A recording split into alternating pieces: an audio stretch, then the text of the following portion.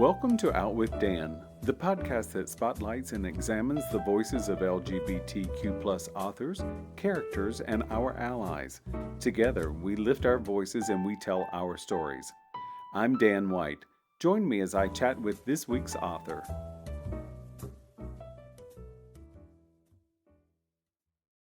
Welcome back to Out with Dan. Today, I'm excited to talk to Lou Berney about Crooks. So put your seatbelts on, children. So Lou has won a couple of awards. He's won an Edgar, a Hammett, a Steel Dagger, a Barry, a McCavity, a Lefty, an Anthony, and an Oklahoma Books Award. And he's been nominated 3 times for the LA Times Award. I'm in excellent company today. I'm honored, Lou. Thank you for being here. Oh, I'm honored to be here. It's such a pleasure, Dan. Thank you. So will you give the audience an overview of what Crooks is about? It is a big, sweeping family saga about a group of people raised to be criminals, but who, over the course of their lives, figure out different ways to deal with that, whether they want to embrace it or run from it or figure out some sort of compromise. And so it's just a big, fun book with a lot of crime subgenres in it, a lot of thriller stuff. And it's also just about family in general. I think if you've ever had a family, you probably appreciate this book. So one of the things I know from looking at your website is you have 2 sisters, but this family is a bigger family than, say, the one you grew up in. So this is a mom and a dad and 5 children. So I told Lou before we started recording that I felt like I was either part of all of those children or I had friends that were those children growing up. There's a character named Alice. She's one of the children, and my best friend growing up's name is Alice. And she's still my friend after all these years. And when we were little, she was just like your Alice. She was always plotting and scheming, and she definitely wore the pants in the relationship. She drove the tricycle that I rode on the back of. So, I loved Alice probably as much as any of them. So tell the audience a little bit about world building, because even though you created a book, obviously, but you've built a world almost within a world. You've created characters who inhabit worlds that we know or recognize. So what was fun about that for you? Well, that's it right there. I mean, that's why I'm a writer, is that I get to create worlds and disappear inside of them. And I think that's something I've had since I was 3-4 years old, telling the stories. And that was something actually both my sisters really developed in me. They were 10 and 11 years older than me. And they were all about reading and writing and storytelling and having adventures. And so, I was caught up by that bug very early in life. And I mean, writing this book was probably the most joyful writing experience of my life, because I just got to create this family that I could be a part of without any of the danger. I could have all the fun, but none of the damage or drawbacks. So it was perfect for me. And I also read on your website that you might have been a busy fella when you were younger with different jobs. So I think that was so cute to read, and I'll let other people go to your website and read that, because I just thought that was really cute. Most of us wouldn't admit all of those adventures, Lou, but you did, so I like that. I was never convicted, Dan. Never convicted. Good boy. I like that. So do you think that because you had several different jobs when you were younger, do you think that influenced this book? I think so. I feel really fortunate to come from a generation where when you were a kid, you were expected to get out and work. And so I started, my first job was at a ice cream hamburger parlor when I was 13. I lied about my age, and I worked all the way through high school and college. And so I got to do all sorts of wonderfully terrible things that, you would never choose to do, but exposed me to people and places and ideas I would have never got otherwise. And so I'm really grateful for those experiences. I did the same thing. I cut grass in the neighborhood, and then I worked on a farm for a couple of summers. I will admit to you and everybody in the entire world, farming is not in Dan's DNA. I suck at it. It's not, I could drive a tractor trailer because I drove a tractor in the field with a harvester on the back. I can turn that sucker around on a dime, but my attention span was like a gnat. So I was all over the place. But I too, like you, though, I had lots of jobs after that. I worked in grocery business and stuff. And I did see lots of the world just by the people I met, and that was invaluable. And I loved that about this book. You also do quite a bit of, you did a lot of homework as well. So I noticed that where you set things in your settings were accurate, and that's always, I'm the kind of person that goes down a Google hole. So I loved that. Oh, I'm so glad. I mean, I did, you know, the key to me for research is pick something that's going to be fun to research, and then I throw myself into it. And as a novelist, you get to choose what you are going to write about, and it's one of the great gifts. So, you know, I always wanted to go to Russia right after the fall of communism. I thought that would be a great time to be in that wild west of an experience. And so, luckily, there's a lot of documentation about that, a lot of films, a lot of pictures, a lot of writing, and so I really immersed myself in that and had the best time. It's a way to time travel as a writer. You get to go back someplace and really experience it. I think that's the beauty of being a reader as well, because, you know, we get to travel all over the world and never leave home. And you get to, and, you know, if you're reading a good book like Crooks, you can smell the smells and taste the taste and experience the travel and the different peoples of the world. And that was really rather interesting. I enjoyed that a lot. Oh, I'm so glad. I mean, that's kind of the key to research is what I do is that's like for every pound of research, I'm looking for that one little sprinkle that will really make a difference. So, you know, like in Moscow, I remember coming across something about they would eat kebabs made out of goat meat.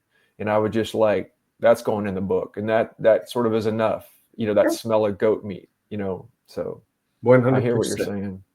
So, what kind of car did your parents have when you were young? What kind of car? Hmm? Well, my dad was a used car salesman, a very bad one because he was so honest, very unlike Buddy Mercurio, the father in the family. So my dad drove a different car every week. He would bring home from the lot whatever was left over. And, you know, so we would get, sometimes we would get a beautiful Cadillac. Usually we would get something that was falling apart, you know, with the muffler banging against the car. One time, a couple of weeks, we drove a dune buggy, which was not even street legal, but we just like, all right, we're all going to get in the dune buggy and go to McDonald's. So you never knew what my dad would bring home. I love it. The reason I ask is because I just love the fact that there's a Biscayne in this. I had a neighbor love that had car. a Biscayne. Me too. I love the trunk on it. I always thought it was one of Chevrolet's better designs because it was different.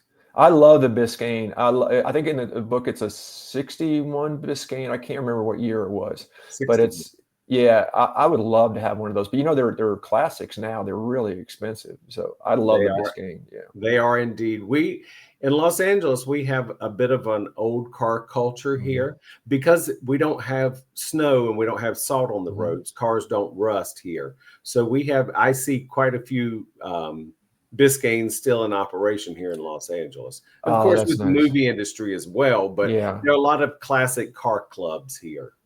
Oh, I love that. I remember when I was a kid, one of the first, because my dad was a car salesman, like I picked up the idea of like you could buy a car, $300, I'd work at the movie theater.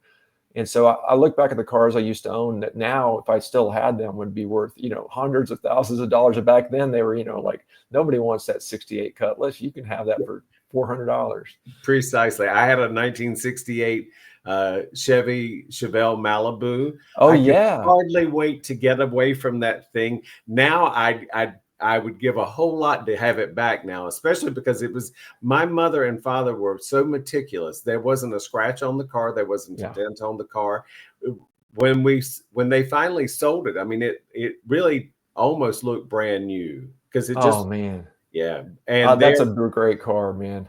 It is. And it had a 307 engine. I mean, it would probably outrun the Mercedes I have now. I was going to say that some of those engines back then, I had my 68 Cutlass had an engine. It got about 3 miles per gallon, unfortunately, but boy, could it go. Yes. Yeah. Well, and I think mine got 12 miles to the gallon, but gas was only 22 cents a gallon. So it was all right.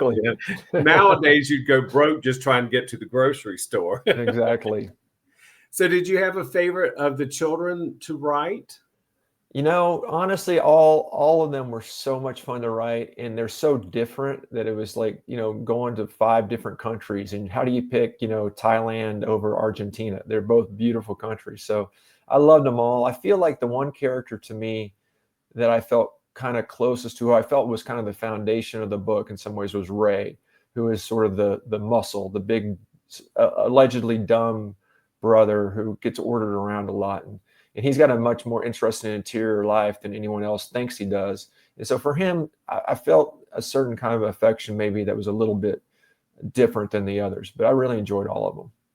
So you did something with all of the siblings, and you did it also with the parents as well, but they have such distinctive voices, Lou. You know, Ray is quiet by nature in his character. And just the simplest of words, you know, just by mentioning they sat in silence, it speaks volumes about Ray, and it speaks loudly, so to speak, about Ray, because he is so comfortable just being the silent one, being the big one. And I do think if you're typically the biggest child size wise, and you know, Ray's sort of like a refrigerator, so he's a big boy. So, you know, I often find that you either get a really enormous bully or you get someone who's very introspective. So I love the fact that you chose the introspection for Ray's character. Oh, I'm so glad to hear that, because that's what I was going for. And this idea too, that in a family, you sort of take on an identity pretty quickly. Like, you know, you become the big one or the dumb one or the schemer. And after a while, if you're hearing that your whole life, you can't help but start to wonder if it's true.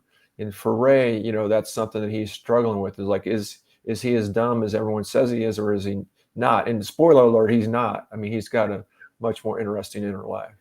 Well, and I think, you know, sometimes people are mistaken for not being the brightest bulb in the box just when they're quiet. Exactly. You know, if you don't have to be the center of attention, people often assume that you just, you know, you like social graces or what have you, you know, or they think that because I'm loud, you know, that I particularly might be dumb trying to make up for it being so loud. But, you know, maybe I am, maybe I'm not. I'm not going to share. Exactly. Exactly.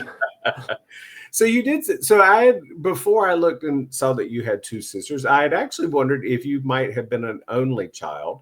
And the reason for that is because Paul exhibits perfect characteristics of an only child, even though he's not an only child. He just happens to be far away. And I guess maybe the difference in age between you and your two sisters or something. But I mean, Paul was somebody I understood having been an only child, because sometimes you feel left out just because there's that distance there. I think it definitely was for me what you said. Like, I had sisters who are 10 and 11 years older than me. So I had both experiences. We were very close early on. I mean, I'm told that my feet never touched the ground for like 4 years because my sisters kept carrying me around. But then later, when they went to high school, I became essentially an only child. And so I kind of experienced both sides of that coin.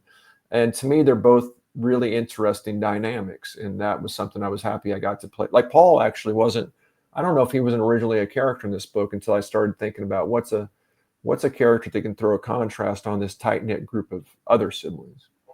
Well, and it works really, really well because, you know, it gives us that sort of that difference, that almost outside voice that's yet still part of the group. But I think, you know, one of the things that Paul says is he asked one of his siblings about something that had happened that, of course, they would always know about because they were closer in age. But because there was a bit of a distance, he just simply did not know because he didn't feel like he was there for it. They were, but he wasn't.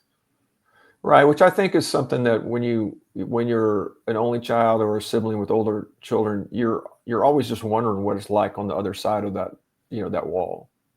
And I loved your description of Paul says that he's a moon orbiting around their planet. And I was like, oh my gosh, it just so beautiful. So well done, Lou. Congratulations. Oh, thank you. That may be why you've been all these award winners. So is there still a church on every corner in Oklahoma City? There's a lot of churches.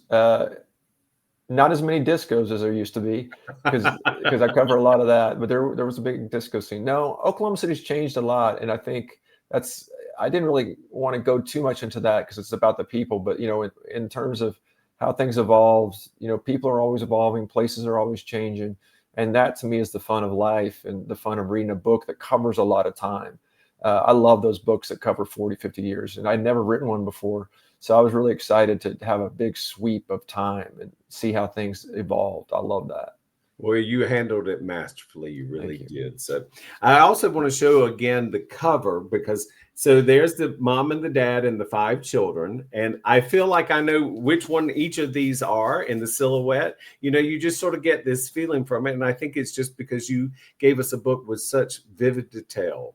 Oh, thank you so much. I really appreciate that, Dan. So what are you working on now? Not that you shouldn't be basking in the glory of Crooks because it's just out, but what are you working on next? I'm basking. I'm still basking. I like that. Good. Yeah. Good. You should. Well, I never talk about what book I'm working on next out of superstition. I'm always scared. But I will tell you one thing. Tomorrow is the premiere of a TV show that I wrote for that is coming out on FX, starring Ethan Hawke, and it's called The Lowdown. And it's sort of a crime noir with comedy show that's really fun. And if you like Elmore Leonard or Jim Thompson, that sort of thing, that's premiering on Tuesday, the 23rd of September. So that's magnificent. Congratulations. Yeah, that was fun to work on. Did you come to LA? Were you on set at all? Actually, they shot it in Tulsa because the creator is Sterling Harjo, who did Reservation Dogs. So it was really fun to go up there. I was on set in Tulsa. Nice. So yeah. Different from Los Angeles, I suspect, but same process. Yeah, same process. And we're getting there. I mean, Tulsa's got some really good restaurants. We don't have a beach like y'all do in California. But you don't go in the water unless you got on a wetsuit, because the water this isn't Florida, that's for sure. Yeah, that's true.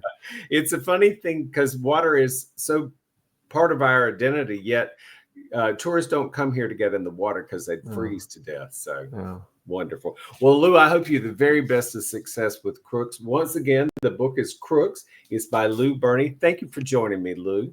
It's such a pleasure, Dan. Thank you for having me. Thank you for joining me for this week's episode of Out with Dan. You can find more information about this podcast and its host at OutWithDan.com, on Twitter at OutWithDan, and on Instagram and Facebook at GoOutWithDan. This podcast is hosted by Authors on the Air Global Radio Network, and the theme music is provided by bensound.com. Join us again soon for the next episode of Out with Dan.